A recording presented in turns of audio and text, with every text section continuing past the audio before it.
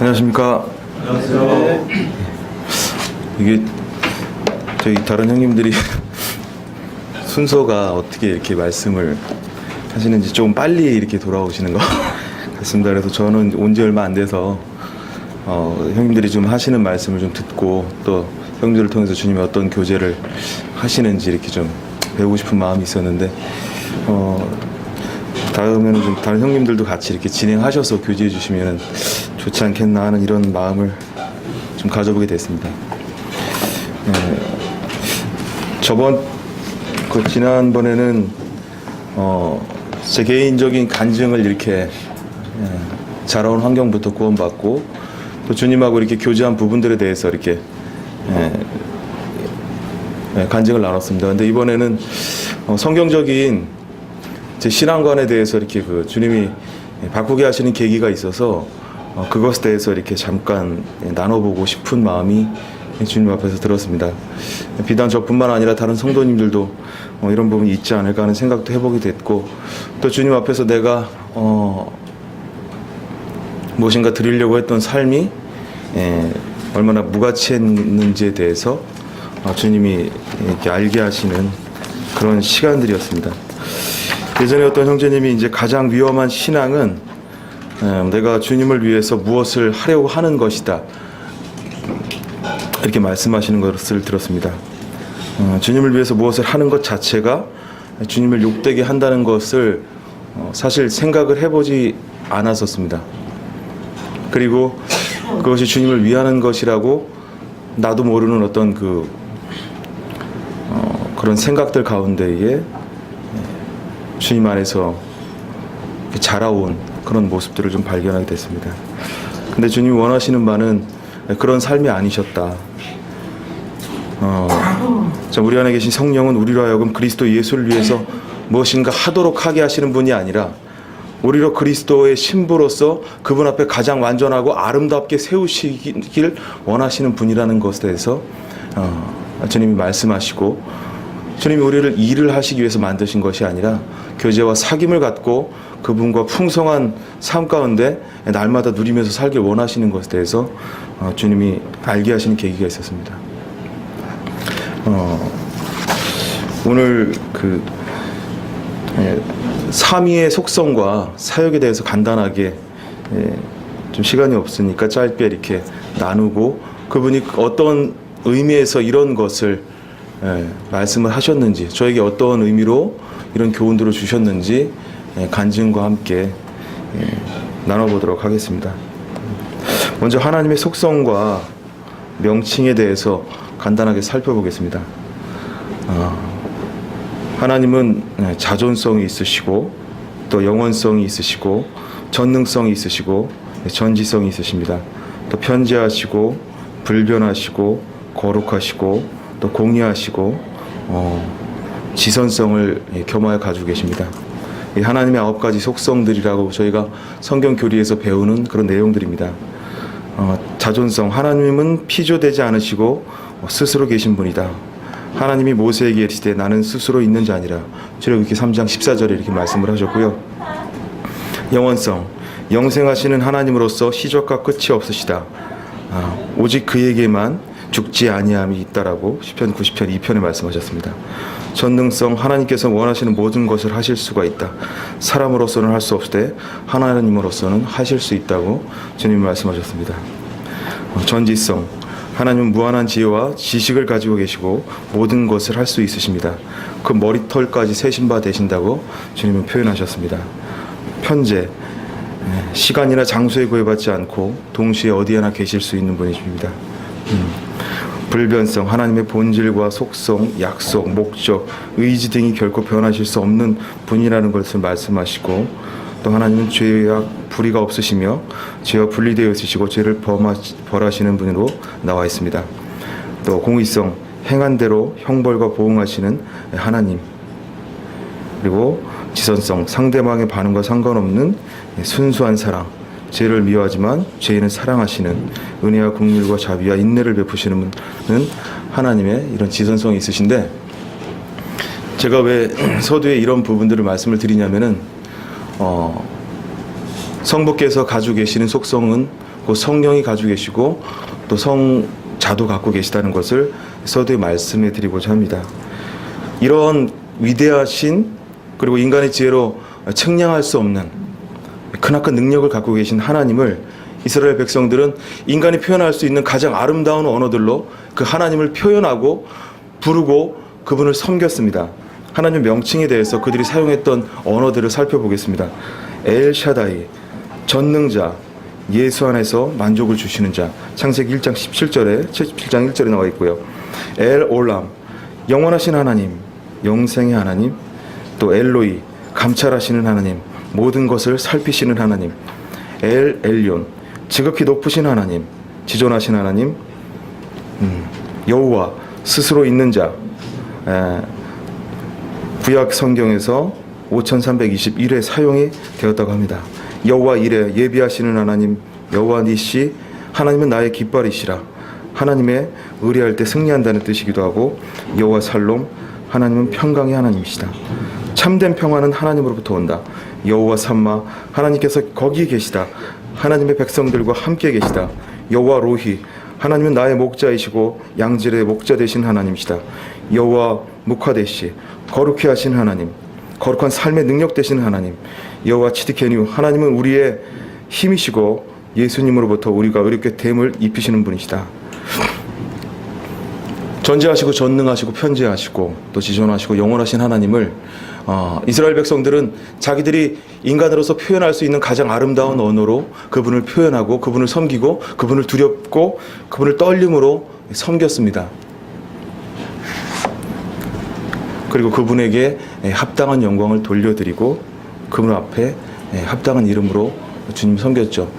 혹시 떨기나무라는 책을 읽어보신 성도님들 계신가요? 네, 제가 훈련원에 있을 때에 그 떨기나무 저자 되시는 분을 만나 뵀습니다. 그분하고 저희 그 훈련원생들하고 그분이 그 부천 쪽에 계신데, 그분이 이제 그 아랍 왕을 주치의로 있으면서 어떻게 치료했는지, 그리고 그 안에 있으면서 주님이 역사하시는 바를 말씀하셨는데, 하나님이 함께 계셨던 그 임재하셨던 곳, 신의 산, 지금 알고 있는 그 신의 산이 아니더라고요. 그리고 그곳에서 하나님이 임재하셨을 때 바위가 높고 타고 검정으로 그을린 그 반경이 엄청나더라고요. 그리고 돌이 반으로 이제 그 사이트에 가보면 있지만은 모세가 반석을 쳤다라고 했는데 굉장히 빌딩 한 4층, 5층, 6층 높이 되는 바위가 이렇게 반으로 갈라져 있고, 그리고 밑에서는 물이 이렇게 흘러갔던 자국들이 있습니다. 그리고 이스라엘 백성들이 광야를 돌면서 그 하나님 앞에 하나님께 이렇게 머물렀던 장소들, 그럼 그 안에는 맷돌이 있고요. 그리고 다양한 그 물품들이 있었습니다. 근데 이제 놀라운 것은 그 이스라엘 백성들이 광야 생활 40년 동안에 어떤 것을 했는지 그게 참으로 놀라웠습니다. 우리가 어떤 지금 잘 생각이 안 나는데 그 마야인들이 새겨놓은 어떤 그 곤충이라든지 이런 것들이 새겨져 있지 않습니까? 몇백 미터에 있어가지고 공중에서 보이게 돼 있는데요. 그것과는 비교할 수 없을 만큼 이스라엘 하늘에서 봤을 때에 그들이 40년 동안 광야 생활하면서 하나님에 대한 표현한 조각품이나 그리고 만들어 놓은 예술품들은 지상 몇 킬로, 3, 4킬로 위에서 봤을 때에 기존에 있는 전 세계에 있는 그런 건축물보다 더 크고 더 웅장하고 더 아름답게 지어졌다는 거죠. 이스라엘 백성들이 40년 동안 뭘 했겠습니까? 하나님을 그렇게 표현했다는 거죠. 그렇게 전지하시고 전능하신 권능의 하나님, 그분께서 저희를 창조하시고 만드셨습니다. 혹시 듀나미스라는 뜻을 아십니까? 권능이라는 뜻이기도 한데 다이나마이트의 파생어입니다. 권능, 폭발력. 제가 이제 왜 이 말씀을 드리냐면은 하나님은 이렇게 위대하시고 그리고 인간이 상상할 수 없는 놀라운 능력을 갖고 계시죠. 쉽게 설명을 드리면은 인간이 만들 수 있는 가장 큰 폭발력을 가지고 있는 물질이 핵입니다. 더 큰 게 있을 수도 있고 개발될 수 있겠지만 가장 놀라운 폭발력을 가지고 있는 게 핵이거든요. 그 핵 앞에서는 사람이 맥을 추지 못합니다. 나아갈 수도 없죠.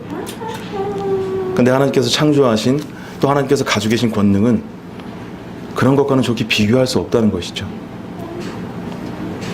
태양만 해도 이 지구가 얼마나 많이 거기에 들어간다 한들 티가 나겠습니까? 하나님께서 창조한 피조물이죠. 출애굽기 19장에 이런 말씀이 있습니다. 찾지 않고 제가 읽어드리겠습니다. 19장에 너는 백성을 위하여 사면으로 지경을 정하고 이르기를 너는 삼가 산에 오르거나 그 지경을 범하지 말지니라. 산을 범하는 자가 정령 죽음을 당할 것이니라. 여호와께서 모세에게 이르시되 내려가서 백성을 신적하라 경고하라. 백성이 돌파하고 여호와께로 와서 보려고 하다가 많이 죽을까 하노라. 또 여호와께 가까이 하는 제사장들로 그 몸을 성결하게 하라. 나 여호와 그들을 돌격할까 하노라. 또 여호와께서 그들에게 이르시되 너는 가라. 너는 내려가서 아론과 함께 올라오고 제사장들과 백성에게 돌파하고 나 여호와에게로 올라오지 못하게 하라. 내가 그들을 돌격할까 하노라. 출애굽기 19장 시내산 언약 체결을 준비하는 과정에서 주님이 예비하시고 준비시키신 인원 외에는 그 시내산 주위에 담을 치고 올라오지 못하게 하셨습니다. 그리고 그들이 하나님 앞에 접근할 때에 하나님께서는 그들을 죽일 수밖에 없다고 말씀하셨고 그들을 돌격할까 그들을 없앤다라는 말씀을 하셨거든요. 하나님의 권능 앞에 아무도 살아남을 수가 없죠. 제가 다양한 모습으로 그리스도께서 이 땅에 오셨다고 했는데 이러한 전지하시고 전능하시고 그리고 영원하신 또 편지하신 불변하신 하나님이 인간의 육신의 몸을 입으시고 이 땅에 내려옵니다. 제가 이제 형님들의 많은 교제들 가운데 어떤 이야기를 듣게 되면 주님은 우리의 양식이 돼서 오시기도 하시고 다양하게 주님이 이제 표현을 하실 수가 있죠. 근데 제가 발견한 주님은 하나님 앞에는 과거에 제단에서 주님을 맞았고요. 그리고 성막에서 주님을 맞으셨고 그리고 성전에서 주님을 맞으셨습니다. 하나님은 그런 가운데서도 인간들과 함께 교제하시길 원했고 그들과 함께 사귐을 가지시고 그들이 자신을 창조하신 분을 알아보고 함께 교제하시길 원했습니다. 하지만 그렇게 해서는 하나님과 영원하고 아름다운 영화로운 교제를 나누실 수 없다는 걸 알게 되셨어요. 하나님의 이러한 무한한 능력과 그리고 아름다운 그리고 권능을 가지고는 이 육신의 몸을 입고 있는 인간들이 접근할 수도 없고 범접할 수도 없다는 것을 주님은 알게 하셨습니다. 그래서 그 아들 예수 그리스도를 통해서 그 하나님의 모든 능력과 또 영광을 뒤로하시고 인간과 같은 몸으로 사람과 함께 사귐을 가질 수 있는 그러한 교제 가운데 이 땅에 내려오셨습니다. 제가 이 얘기를 왜 하냐면은 이러한 놀라운 하나님과 이 그리스도의 사랑만을 생각할 때에 너무나 감동이 됐고 그 은혜가 너무 벅차서 하나님을 위해서 나의 삶을 다 드리겠다고 했던 그런 고백이 드려졌던 때가 있었습니다. 참 훌륭한 거죠. 참 이러한 전지하시고 전능하신 분이 참 이스라엘도 아니요 참 그들이 개만도 못하게 여기는 이방 민족 가운데 좋은 가문도 아니고 좋은 학벌도 아닌 자에게 오셔서 주님의 생명을 부으시고 내 안에 내주하셔서 나를 사용하신다. 주님 감사합니다. 나를 구원하셨다. 주님 감사합니다. 이제 주님을 위해서 제가 살도록 하겠습니다. 근데 주님께서 원하셨던 것은 그것이 아니라는 걸 알게 됐습니다. 그리고 제가 크게 착각했던 것 중에 하나가 뭐냐면은 하나님께서 우리에 대한 자기의 사랑을 확증하셨다.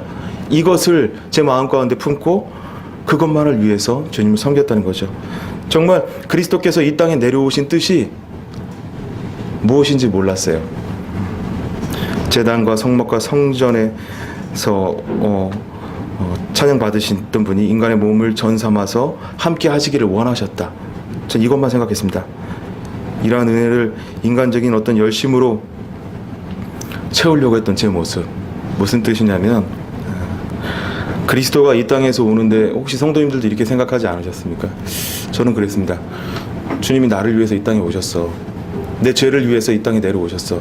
그리고 나를 구원하시기 위해서 주님이 이 땅에 내려오셨고 그래서 그 모든 능력과 권능들 그리고 모든 아름다운 영광들을 포기하셨어. 이제 나는 그분을 위해서 살아야 돼. 물론 맞는 말이었지만 제가 주님 앞에서 정말 잘못됐다는 것을 주님이 나중에 알려주셨습니다. 주님은 나를 위해서 오시기 전에 아버지의 뜻에 죽기까지 순종하시기 위해서, 그리고 그 뜻이 이루어져야만 나에 대한 사랑이 확증된다는 것을 나중에 알게 됐습니다. 제가 한번 말씀들을 찾아놓은 걸 이렇게 읽어보도록 하겠습니다. 요한복음은 특별히 그 부분을 강하게 말씀하고 계십니다.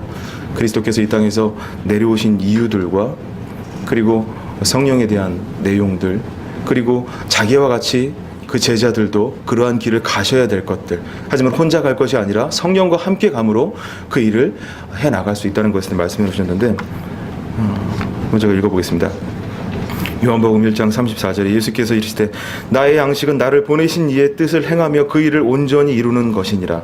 5장 19절 그러므로 예수께서 저에게 이르시되 내가 진실로 진실로 너희에게 이르노니 아들이 아버지 하시는 일을 보지 않고는 아무것도 스스로 할 수 없나니 아버지께서 행하시는 그것을 아들도 그와 같이 행하느니라. 5장 30절 31절입니다.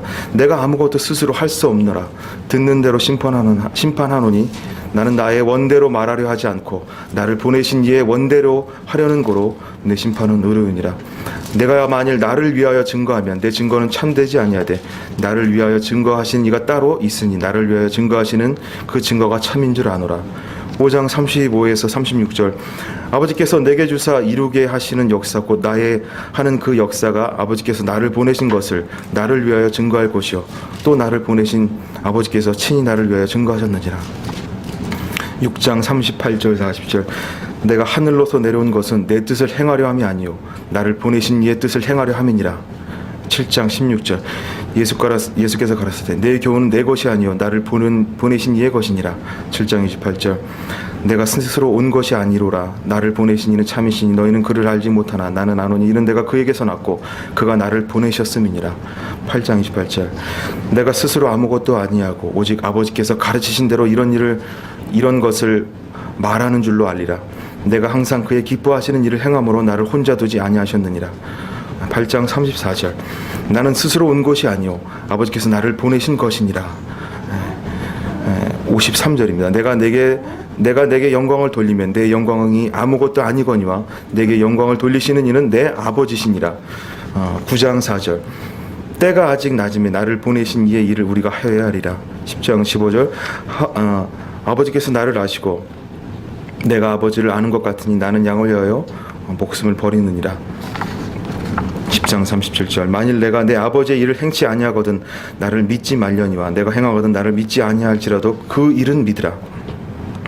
12장 49절 내가 내 자유로 말한 것이 아니요 나를 보내신 아버지께서 나의 말한 것과 이를 것을 친히 명령하셨으니 나는 그의 명령을 영생인 줄 아노라. 그러므로 말씀하신 그대로 있느니라. 14장 10절 내가 너희에게 이르는 말이 스스로 하는 것이 아니라 아버지께서 내 안에 계셔서 그의 일을 하시는 것이라. 오직 내가 아버지를 사랑하는 것과 아버지의 명령하시는 대로 행하는 것을 알게 하려 함이로라. 17장 4절 아버지께서 내게 하라고 주신 일을 내가 이루어 아버지를 이 세상에서 영화롭게 하셨사오니. 18장 11절 아버지께서 주신 잔을 내가 마시지 아니하시겠느냐. 그리스도께서 당신의 사역을 분명하게 이해하시고 그리고 당신이 어떠함으로 이 땅에서 아버지를 위해서 죽으셔야 했고 다시 살아나셔야 했는지에 대해서 말씀하시는 내용입니다. 이것이 이루어졌을 때에야 이 다음 단계에 하나님에 대한 영광이 이루어지고 우리에 대한 하나님의 사랑이 확증되고 그리고 우리가 이제 완전한 자로서 하나님의 전으로서 세워나갈 수 있는 완전한 길을 주님은 이루실 수 있다는 걸 알았습니다. 주님께서는 아무것도 스스로 말씀하지 않으셨습니다. 그것은 저에게 제 개인적으로에게 본이 되셨습니다. 주님은 사단을 대적할 때부터 그리고 다른 사람들과 대화를 나눌 때에도 그리고 어떠한 일을 할 때에도 스스로 아무것도 하지 않으셨습니다. 오직 아버지께서 하라고 하신 일들을 성령을 통해서 말씀하시고 잠잠하시고 또 일을 하시고 그분을 통해서 살아나셨고 또 죽기까지 순종하셨고 부활하신 것을 알게 됐습니다. 이것이 얼마나 참 나에게 큰 놀라운 교훈이 되었는지 그리고 제가 지금까지 알고 있었던 주님이 나를 위해서 죽으신 게 아니구나. 물론 맞지만은 주님은 아버지의 명령을 따르시기 위해서 완전한 순종을 완전한 본을 보이신 것이구나. 그렇게 할 때야만이 이제 성부에서 성자로 이제 성령까지 이어질 수 있는 것을 주님은 말씀하셨습니다. 제가 이제 자꾸 착각하는데, 그래서 그리스도가 나를 위해서 죽으셨으니까 나는 이제 그분을 위해서 열심히 노력하고 그분이 기뻐하시는 바 삶이 무엇인지 찾아내야 돼. 그래서 주님이 원하시는 것이 무엇인지 이 말씀 안에 있는 원리들을 큐티하면서 쪼개내고 거기에 있는 교리들을 찾아내고 그것을 하나 두 개씩 분별해내서 찾아내서 주님이 기뻐하시는 것이 뭔지 살려고 노력했는데요. 그게 되냐 이거죠. 저는 절대 되지 않았습니다.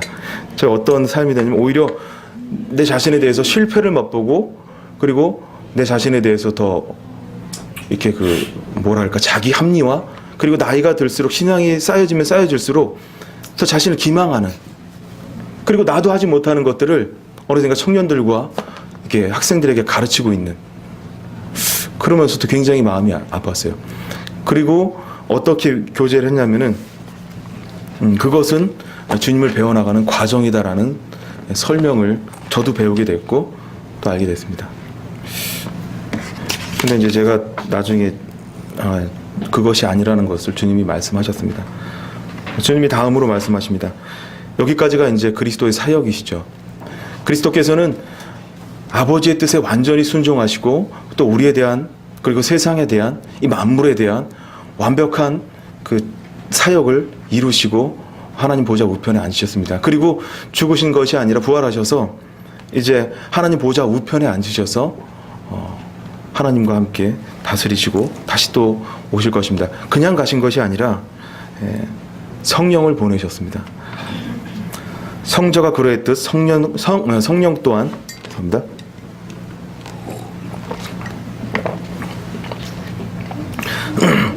성자가 그러했듯이 성령 또한 전적인 그리스도의 사역에 초점을 맞추십니다. 성령님의 사역 중심은 말씀을 벗어나는 범위에서 행하시는 분이 아니십니다. 성령님께서는 그리스도에 관한 모든 것을 알고 계시고 그 깊은 것까지 말씀하십니다. 요한복음 14장, 이제 아까는 18장이 11절까지 말씀드렸고 16절에 이제 그리스도께서는 자신이 아버지께로부터 왔고 그 일을 이루시기 위해서 자신은 그 일을 하지 않으면 안 되고 나는 그 사역을 다 이룰 때까지, 죽기까지 그 일을 해야 된다. 그래야 아버지께서 영광을 받고 너희들이 나와 함께 요한복음 1장에 있는 1장 1절에 있는 말씀같이 말씀이 육신이 되어 우리 가운데 거하심에 은혜와 진리가 충만한, 우리가 그분 안에서 충만해질 수 있는 것을 주님 말씀하셨습니다. 내가 아버지께 구하겠으니, 요한복음 14장 16절 17절입니다. 구하겠으니 그가 또 다른 보혜사를 너희에게 주사 영원토록 너희와 함께 있게 하시리니 저는 진리의 영이라. 세상은 능히 저를 받지 못하나니 이는 저를 보지도 못하고 알지도 못함이라. 그러나 너희는 저를 아나니 저는 너희와 함께 거하시며 또 너희 속에 계시겠습니다. 14장 26절입니다. 보혜사 곧 아버지께서 내 이름으로 보내실 성령, 그가 너희에게 모든 것을 가르치시고 내가 너희에게 말한 모든 것을 생각나게 하시리라. 15장 25절입니다.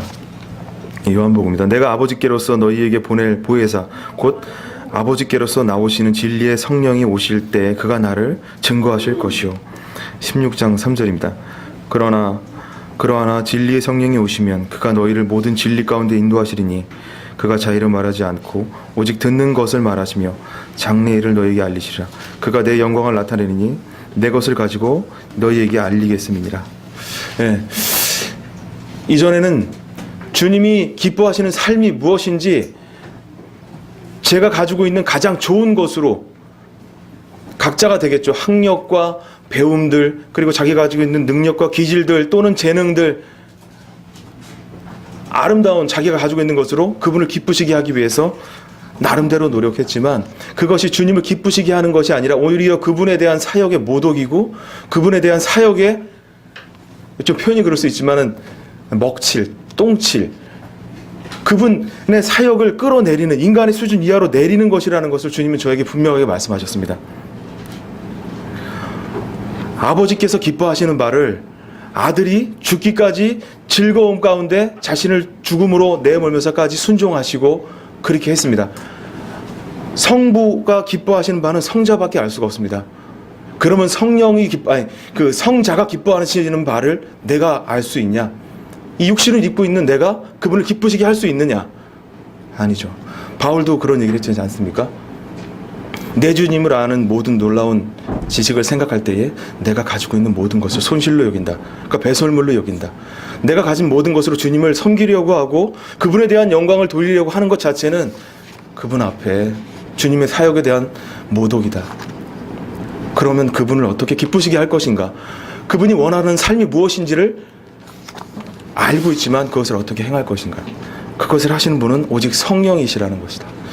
그분이 성령만이 그 일을 행하시고 성령만이 그리스도께서 기뻐하시는 바를 알게 하시고 성령만이 주님이 기뻐하시는 바를, 그래서 우리로 주님 앞에서 무엇인가를 하도록 만드시는 분이 성령이 아니라 우리로 그분 앞에 가장 기쁨이 되게 만드시는 분이 성령이시라는 것을 주님은 말씀을 하셨습니다.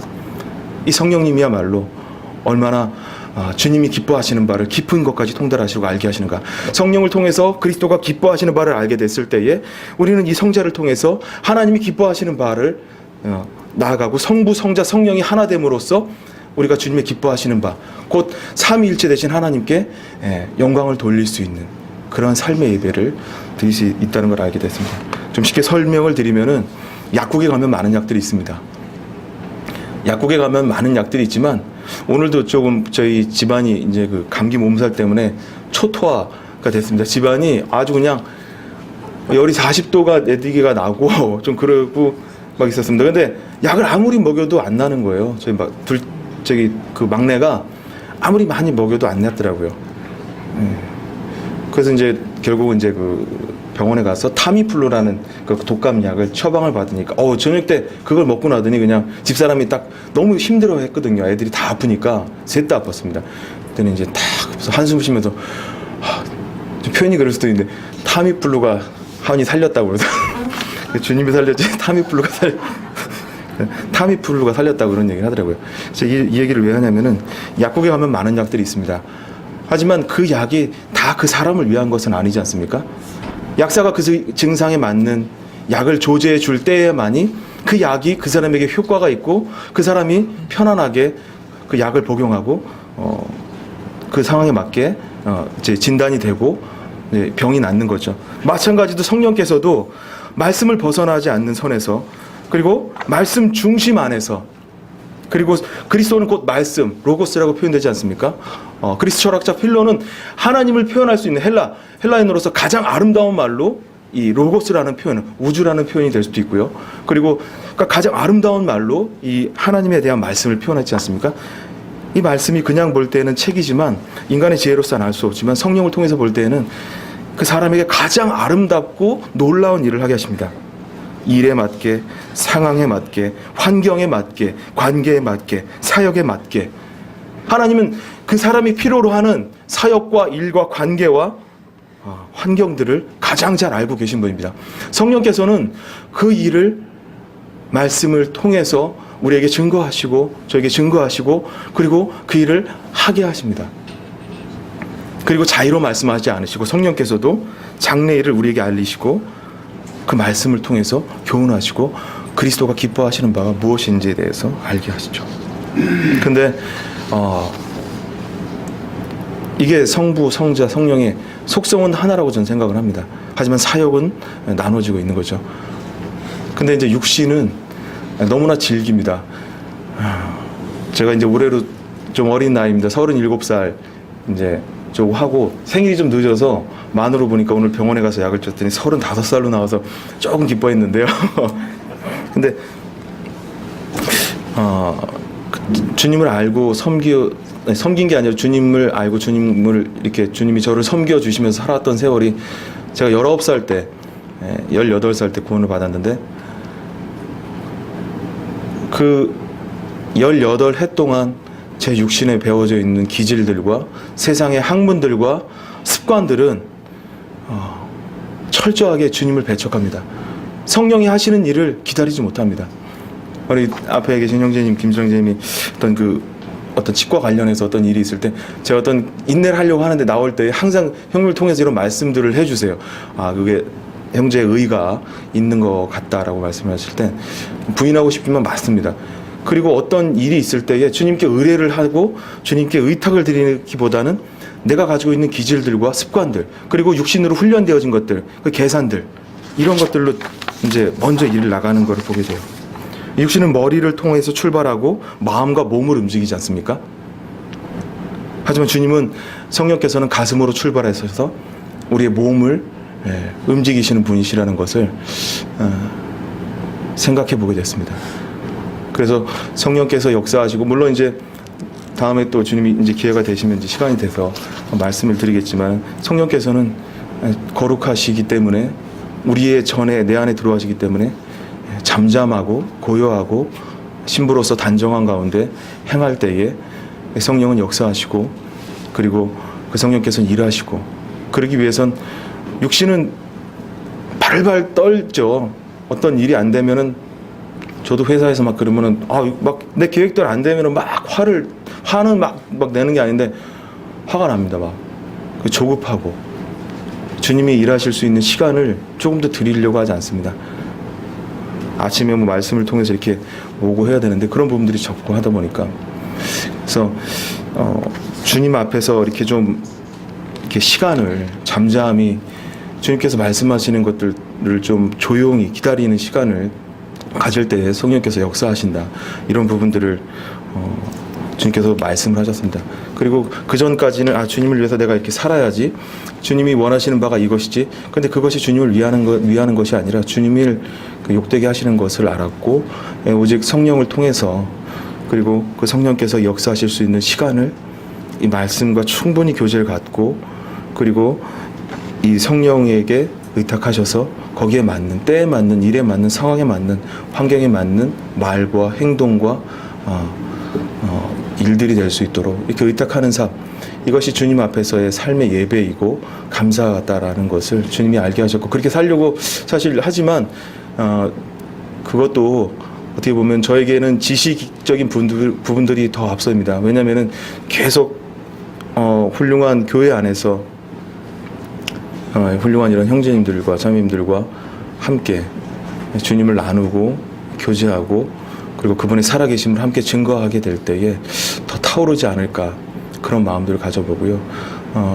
이건 단순히 저도 주님이 알게 하신 거지 이렇게 삶을 살게 하시지는 않습니다. 그래서 이런 삶을 함께 살아가고, 그리고 정말 주님이 기뻐하시는 교회, 그리고 주님이 세우신 이런 교회의 역할로서, 또 일꾼으로서 어떤 일이든지 소명에 맞게 자라가고 주님을 기쁘시게 해야 되겠다, 이런 마음, 또 이런 교제를 나누고 싶었습니다. 네, 이상입니다.